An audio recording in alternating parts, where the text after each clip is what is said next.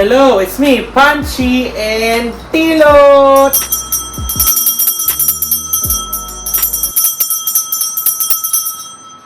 Alright!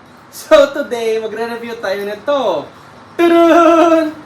Ito yung Lasco Power On Delay Plug Smart Socket Wireless Remote Control with Energy Monitor. Ba't nakaganon pala?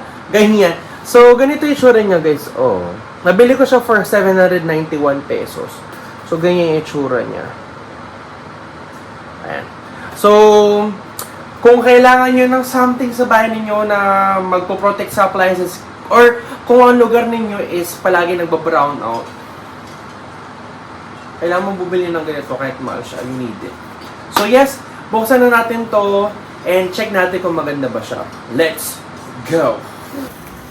Hello! So, ito na siya, guys. So, like what I said, ito yung Lasco Power On Delay Plug Smart Socket Wireless Remote Control with Energy Monitor. So, yung with Energy Monitor, 791. Pero yung wala, 615. So, binili ko na ito. Ayan.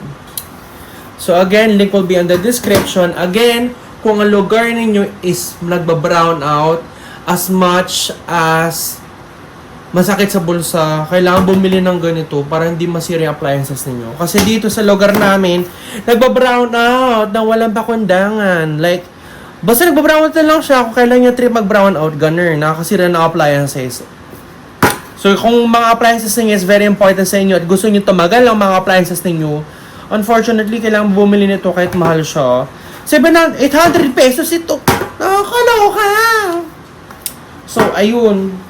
So, again, Lasco, nalaki dito, may Wi-Fi connection, energy monitor, Lasco Wi-Fi Power On Delay Plug with energy monitor, surge protection, 6 kelvins, power on delay, 5 minutes, energy monitor, load current, 15A, 50/60 Hz, voltage, 110 to 250 volts, power output, maximum 3,300 watts. Manufactured for and distributed by Lasco Home Security and Automation. So, ito siya. Pwede siya sa Lasco app, Smart Life app, Amazon Alexa, Google Assistant, Google Home, Siri Shortcut, Tuya, and Wi-Fi. Lasco. And ito yung mga epektos niya. 5 minutes power on delay. So, kapag wala ng kuryente, tapos biglang nag-search, nag-kuryente agad, meron siyang 5 minutes na delay para hindi masira yung compressor, chururot ng appliances surrounding nyo. Surge and overload protection, energy monitor, universal AC socket, on and off schedule, voice command, group control, Lasco mobile app, no hub required, Wi-Fi 2.4 GHz required. So, ayun, ang haba-haba ng mga technical specifications. So, open na natin. Ooh! Tested on April 8, 2025. Packed by. So, may pirma na nag-pack. And, alam niyo, ang bait ng Lasco. Mabait yung customer service nila. So, ito yung user manual. Ayan. Ayan. Okay. So, ito na siya, guys. Wala na. Okay. Wala na. Yun lang. So, yung manual. So, ito na. That's it. It's just like a fucking motherfucking outlet. Plug. So, as you can see, dito sa may ilalim niya, universal yung saksakan. So, hindi mo na kailangan another adapter. Just dalawang prong lang siya and that's it. Very, very simple but easy. So, Lasco Power On Delay. Tapos, meron dyang, manufacturing date yata to. April. Tines siya. Tines siya na April 8, 2025. Naka-note dyan. And then, yung front niya is like this. 3 butas siya. So, kung yung mga appliances ninyo is 3 prong, this will fit. Ito yung on and off switch niya. The on and off switch is just plastic na ganyan. Pipindutin mo lang. Okay. So, what we're gonna do, we're gonna test this out Kunin ko lang yung extension. Wait lang.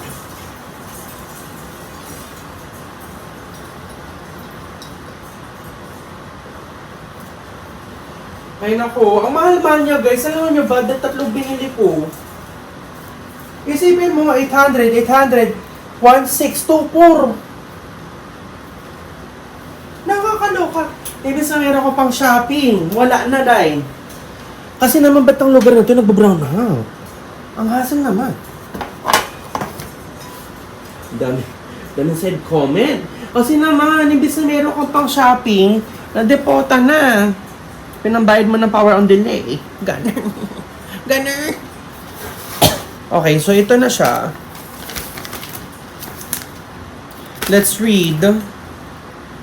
This device will work with or without Wi-Fi connection.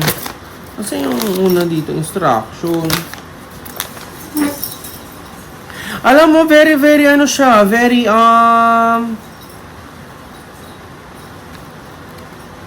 technical.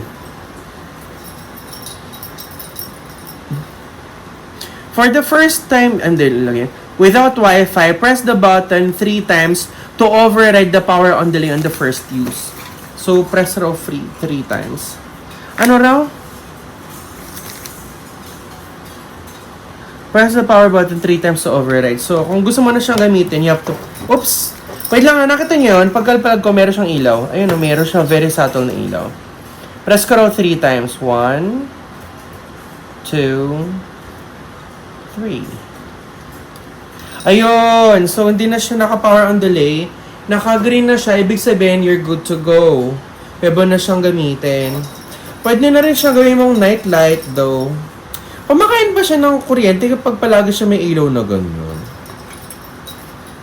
So, let's try this electric pan. Kung gagana. Ayan, gumagana yung electric pan. So, let's say, nagkaroon ng brownout. Let's turn it off. Ay, nag-brown out! Buksan ko ulit. Pero siyang subtle na light and the light is black. So, ibig sabihin off pa. Ay, gago. Natanggal ko rin. Ayan, no? Subtle yung light. So, let's say nag-brown out. It may take 5 minutes for it to turn on again para at least yung appliance, let's say yung ano mo, yung ref, nag-brown out, tapos biglang nag-search yung nagkaroon ulit ng kuryente, hindi masisira yung ref. So, I already have one for my ref. This is naman for the washing machine. This one. So, yeah, let's see kung mag-on siya in 5 minutes. Let's see kung mag-on in 5 minutes. Alam nyo, matagal kapag nakatunga nga tayo, i-pause ko muna tong video. Pakita ko na lang kapag nag-on na lang siya ulit. Ayan guys, so mga around 5 minutes nga. Ayan nag-light na siya ulit. So like what I said, kapag nawala ng kuryente, bumalik ulit, it may take 5 minutes for it to turn on para hindi masira yung inyong appliances. Masisira raw kasi yung compressor kapag nag-brown out tapos bila nagkaroon ng kuryente, masisira yung compressor. I don't know why. You need this raw kapag ang mga appliances mo ay inverter. Alright, so ito na siya. Ito yung last cone na plug. Ilalagay ko na siya dun sa kanyang permanent location, which is dun sa my washing machine. So, yeah, ito. Ito na siya. Ito yung saksakan ng washing machine. Ito na yung last ko. So, I feel... Wait lang, kunin natin yung saksakan noon. Pag ano. Sige, ganito na lang.